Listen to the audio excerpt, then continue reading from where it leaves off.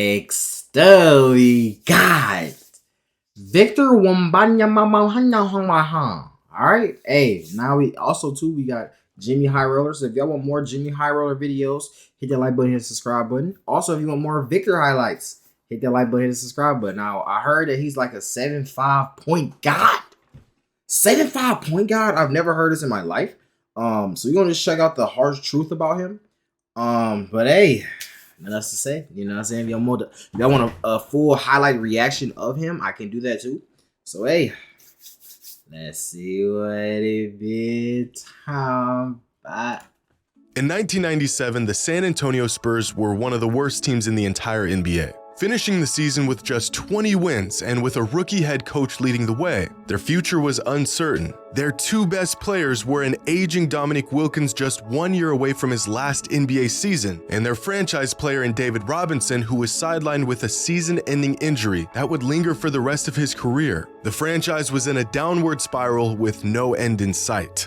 But what they did have was one more chance to make it right. Coming off the worst season in franchise history, the Spurs were given the third best odds to get the first overall pick in the 1997 draft. Exactly what the organization needed to rejuvenate their roster. But according to pre-draft evaluations, the gap between the potential first pick and the third pick was massive. Get the third pick and settle for a small forward out of Utah named Keith Van Horn, or win the lottery and land on the best. Also too, I was trying to figure out, because I know the draft lottery is coming up and stuff like that, or it might have already happened, because it's my first time really knowing all about basketball and stuff like that.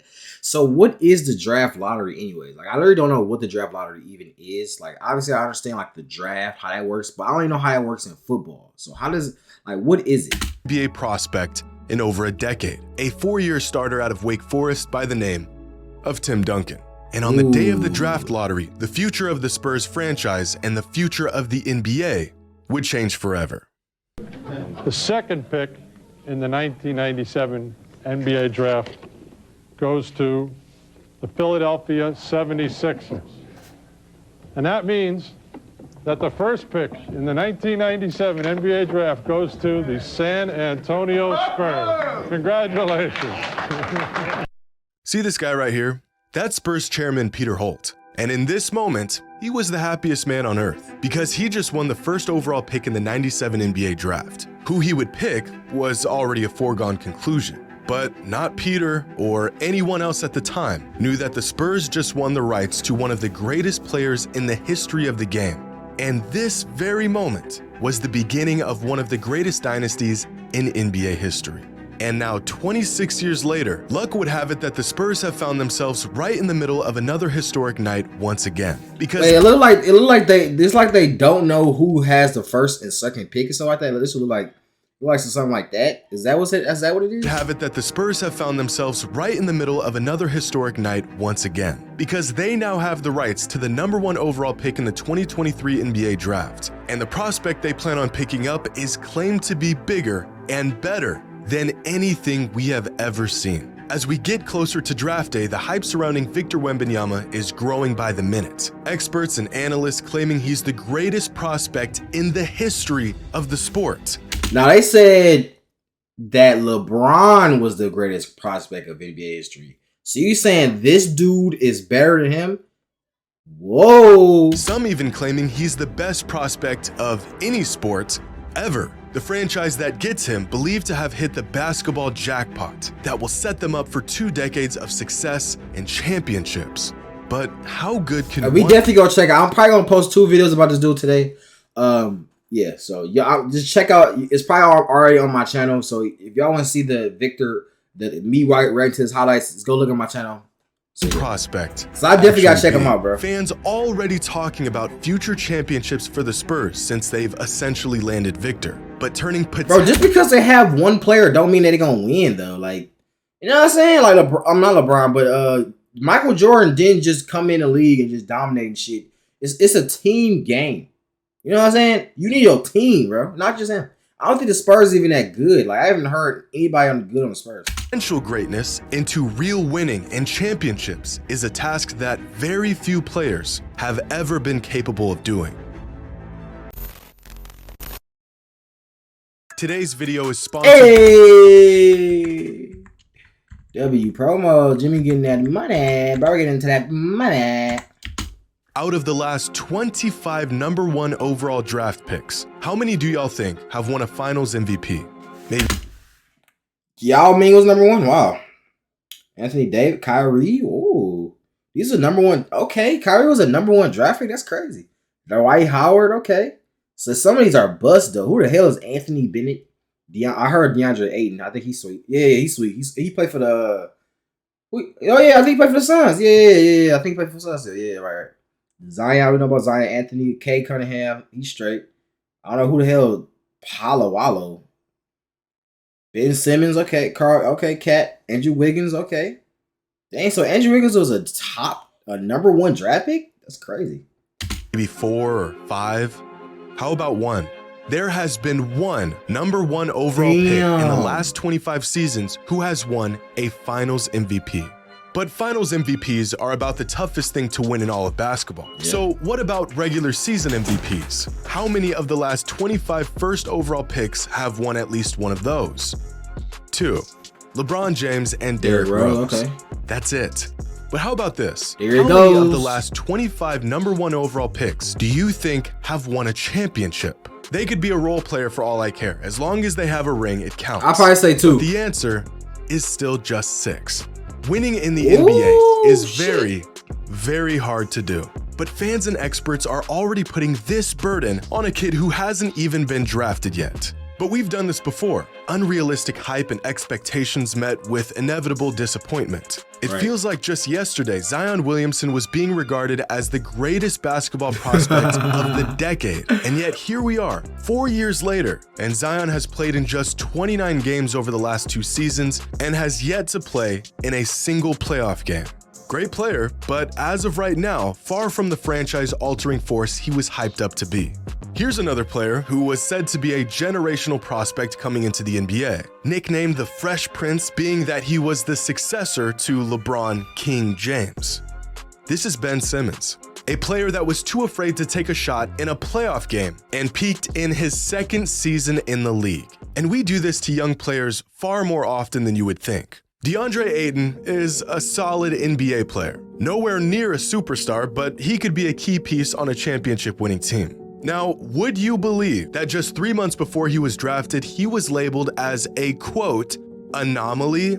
In the moment, it always feels like the next guy up is going to be the guy. And then shortly after, we forget about the unwarranted comparisons and move on to the next guy. But to really understand how rare it is to draft a player who becomes an all-time great, stays healthy, and stays loyal to the franchise that drafted him, we have to look at the teams and players who actually did it. If we're talking about transcendent players who led the team that drafted them to multiple championships, then that list only includes 7 players. Damn! 7 players? Players of the team that drafted a team multiple championships, who led them to, that drafted them to. Players who led the team that drafted them to, right, okay. I don't care if the Hornets drafted Kobe, he's a Laker. Oh, so the Kobe was on the Hornets at first? Damn, that's great. I would never do. I wouldn't even lie. But damn, okay, so Steph Curry, Steph Curry, you don't already know what I'm saying. Steph Curry. Dwayne Wade, okay, nice. Kobe, you already know about Kobe. Tim Duncan. Okay. Michael Jordan, obviously. Hakeem, I think I heard it, Olajuwon. I think I do remember that last name. Isaiah Thomas. Okay, all right. Players who were drafted in the modern NBA. Not that many. Over 3,000 players drafted since 1980, and 7 of them. Wait, you said how many? 3,000 players drafted since 1980, and 7 of them went on to be a loyal, franchise-altering talent. These players right here are icons, legends in their franchise and to the game, and they only come around about once in a decade. Now, if Victor is as good as advertised, he could be added to this list one day. But the path to get there is long and riddled with players who fell short. But in the Come NBA, even the stars, superstars, and once-in-a-generation talents struggle to win the ultimate prize. Luka Doncic has been a phenom since he entered the NBA, so far exceeding all pre-draft expectations. And yet 5 seasons into his NBA journey, and he has yet to see the finals, and even missed the playoffs in this last season. Kevin Durant is one of the greatest players to ever touch a basketball, but even he had to abandon the team that drafted him to join a juggernaut of a team to win a championship. James Harden, Russell Westbrook, Chris Paul, Damian Lillard, Joel Embiid, the list of all-time great players who have yet to win a title or find any real success in the playoffs is massive. And that's why I say it's a team game. You know what I'm saying? Just because you're a good player do not mean you're going to automatically go to the finals and automatically win. That doesn't mean that. You know what I'm saying? You have to have your team has to be good. You got to be good at defense. The play, like it's a million things, bro. It's a million things. Which makes the expectations on Wembanyama all the more baffling. Wembanyama? To think that a 19-year-old can come into a struggling franchise and turn everything around may not be realistic. And even worse, it may not even be fair to the young man. Ironically, the best turnaround directly caused by a rookie in modern NBA history was by Tim Duncan. After the Spurs drafted Duncan, their win total... Well, he said an immediate impact. The biggest single season turnaround directly caused by a rookie. Immediate impact. Be fair to the young man. Ironically, the best turnaround directly caused by a rookie in modern NBA history was by Tim Duncan. Damn, so Tim Duncan came in, he literally joined them and then just turned the whole season around. That's actually, if you're doing that, bro, you're very good. Larry Bird up there, okay. Larry Bird. After the Spurs drafted Duncan, their win total jumped from 20 wins in 1997 to 56 wins in 1998. A 36-win jump in Timmy's first season with the team and a championship in his second season. This is by far the greatest leap a team has ever seen simply by even Michael Jordan, the greatest player of all time, only changed his shit from 11. He only put 11 wins. The greatest player of all time. That's how hard it is. The greatest player could only make 11 wins. You know what I'm saying? That's crazy. This is by far the greatest leap a team has ever seen simply by adding a rookie to their roster. Wow. Larry Bird was another immediate franchise-altering player for the Celtics, but that was nearly half a century ago. LeBron couldn't do it, KD couldn't do it, Steph and Michael took years to pull it off, and yet somehow we don't just want, but we expect this 19-year-old kid to do it. I really think some fans don't understand the pressure that they are putting on Wembanyama. He could be great, amazing, injury-free, generational, and to expect this level of excellence out of him could still be far too much. Over the past 25 seasons, the average MVP finishes the season with a win share total of 15.2. Over that same time span, the average All-Star has a win share total of 10. And among the 450 active players in any given season, the average single-season win share total across the league is just 2. Now, over the last 25 years, among #1 overall picks in their rookie season, the average win share total is 4.2. That number jumps to 5.7 in their second season and then hits 7.9 in their third season. But by season 4, many of these once prodigies start to lose their minutes. They fall out of the rotation, they fail to adapt their game and skill sets to the NBA, and the average win share falls to 6.7. And by season 5, by the time we as fans have made a decision on these players, the average win share total falls to just 5.9, about the same as the average starter in the NBA. This is the career of an average #1 overall pick in the NBA. We see #1 overall players as the guys who went on to have great careers, guys like Kyrie and Anthony Davis and LeBron. But we forget that far more often, these #1 overall picks pan out to be players like Markelle Fultz, Andrea Bargnani, and Kwame Brown. But even for the groundbreaking prospects who are league ready the day they put on an NBA jersey, the result is still rarely a championship or real hardware or impact. Over the last 25 years, the players who had the largest impact in their rookie season were Chris Paul, Ben Simmons, and Blake Griffin, followed by the 12 next best rookies of the last 25 seasons. You are looking at the greatest rookie seasons of this century, and yet only half of them were even the best player on their team by the end of their first season in the league. But I want y'all to take a guess at how many of these players even made the playoffs in their rookie season. Got your answer? 2. which means out of the 15 best rookies who've entered the league over the last 25 seasons, not a single one of them led their team to the playoffs. And among these same 15 rookie sensations, by their third season in the league, only 4 of them managed to lead their team to the playoffs as the best player on the team. Damn. It is very hard to win in the NBA. But like some sort of gambling addict, us NBA fans like to count the wins while ignoring the losses. Somehow the countless misses we've had are outweighed by the 1 or 2 we got right. Is Victor Wembanyama the most hyped NBA prospect of all time? Well, I'm not sure. Some experts that have been around a lot longer than I have would like to say so. But if my memory serves me right, I can recall a 17-year-old LeBron James drawing so much attention. I was about to say LeBron James, bro. You remember? I remember because first of all, he didn't even go to college, so that's was like big right there. Everybody like, bro, he didn't go to college. Like, you know what I'm saying? Why him gotta go to college?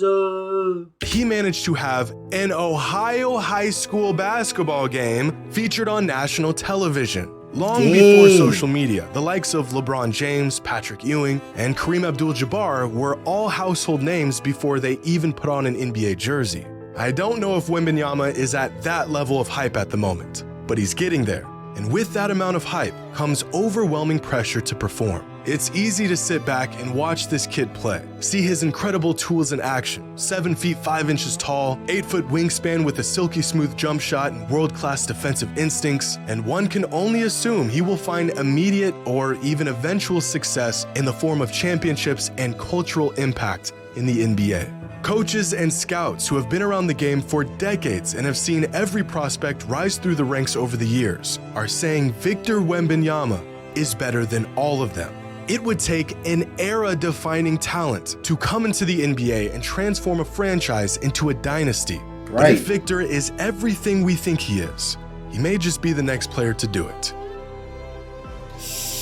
Y'all let me know in the comment section. Do y'all think he could be the next? Me personally, I feel like I said, it's very hard to do. But it could happen. You know what I'm saying? It definitely could happen. But I don't know. Shit, you have to see. We have to see.